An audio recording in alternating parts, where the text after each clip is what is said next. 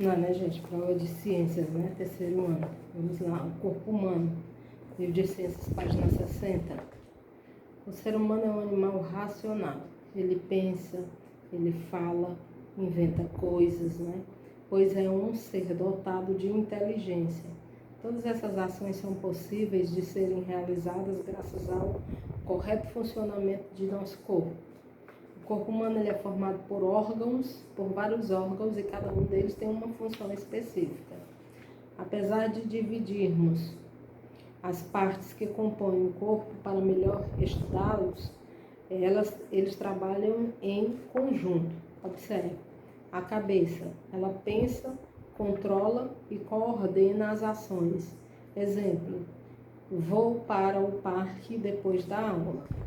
O tronco, ele possui órgãos que realizam processos vitais para o nosso corpo funcionar bem. Exemplo, processam nossa comida, o ar que respiramos, etc. Os membros, eles permitem a realização de movimentos, manipulação de objetos, exemplo, correr, pular, pegar o lápis para escrever, né? Então, costuma-se dividir o corpo humano em 3 partes maiores para facilitar o estudo, que são a cabeça, o tronco e os membros. A cabeça liga o restante do corpo através do pescoço. Ele é formado pelo crânio e pela face. Na face encontramos os seguintes órgãos dos sentidos, que são os olhos, o nariz, a boca e as orelhas, né? Por meio deles, recebemos informações que nos ajudam a perceber o mundo ao redor. As informações obtidas através dos sentidos são processadas no cérebro, que é responsável por determinar como o corpo deve agir, né? E onde fica o cérebro?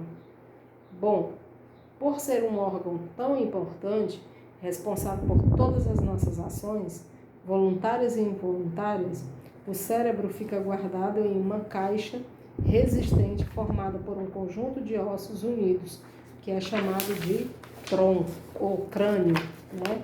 Então, o cérebro fica dentro do crânio, né, para ficar bem protegido. Que o crânio é um conjunto de ossos, né? Vamos lá. O tronco ele é formado pelo tórax e pelo abdômen. Dentro do tórax estão o coração e os pulmões. O coração é o órgão que bombeia o sangue para todo o corpo. Os pulmões são os órgãos respiratórios. No abdômen está o estômago, o fígado, o intestino, os rins, a bexiga e outros órgãos que ajudam no funcionamento do nosso corpo.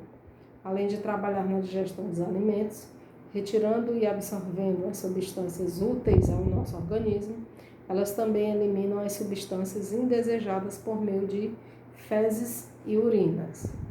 Nós possuímos 2 pares de membros, que são os superiores e os inferiores, né? Os membros superiores são formados pelos braços, antebraço e mão. E os membros inferiores são compostos pela coxa, pernas e pés. Podemos comparar o corpo humano como uma máquina, cheia de peças e engrenagens que estão continuamente em ação, mas que precisa de cuidados para que funcione de maneira correta, né? Aí nós temos a atividade, né? Primeira questão, leia as palavras do quadro, depois escreva no lugar adequado. Então, o que faz parte da cabeça, você escreve na primeira coluna, do tronco na segunda, dos membros superiores na terceira e dos membros inferiores na quarta. Segunda, marque V para as alternativas verdadeiras e F para as falsas. Na terceira, você vai observar essa imagem aqui, né? Para responder essas perguntas. Letra A, qual é o órgão do corpo é responsável por processar as informações e decidir qual a melhor jogada a ser feita? B, que sentido as crianças mais utilizam durante esse jogo?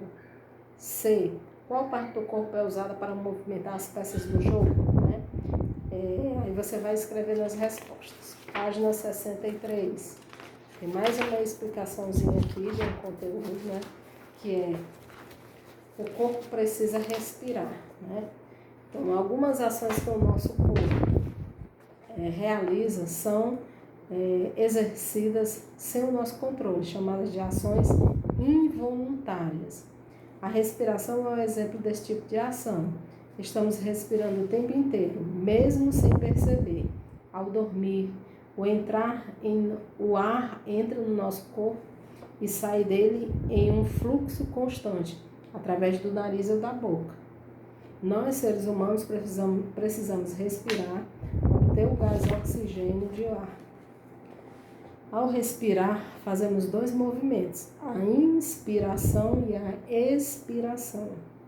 Durante a inspiração, o ar rico em oxigênio entra em nosso corpo pelo nariz, enquanto na expiração acontece a saída de ar dos pulmões, eliminando do nosso corpo o excesso de gás carbônico. Observe, olha, inspiração é o ar entrando e expiração é o ar saindo pela boca, ok? Os movimentos respiratórios só são possíveis graças ao trabalho do diafragma, um músculo localizado logo abaixo dos pulmões que separa o tórax do abdômen. Devemos inspirar o ar pelo nariz sempre que possível, pois o ar inspirado dessa forma passa pelas fossas nasais que possuem pequenos pelos que filtram o ar e retêm as impurezas. O ar é umedecido pelas fossas nasais, aquecendo-se até atingir a temperatura no corpo antes de chegar aos pulmões, órgão onde acontece a troca de gases. Coração. O coração é um órgão muscular encontrado no tórax entre os pulmões e protegido pela costela. Possui o tamanho aproximado da nossa mão fechada e funciona como uma bomba distribuidora de sangue. Nosso coração nunca descansa. Começou a bater antes de nascermos e irá bater sem parar enquanto estivermos vivos. Ao se contrair e relaxar continuamente, o coração faz com que o sangue seja empurrado pelos vasos sanguíneos que vão levá-lo para todo o corpo. A quantidade de batimentos do coração varia de acordo com a necessidade. Normalmente ele bate de 60 a 70 vezes por minuto.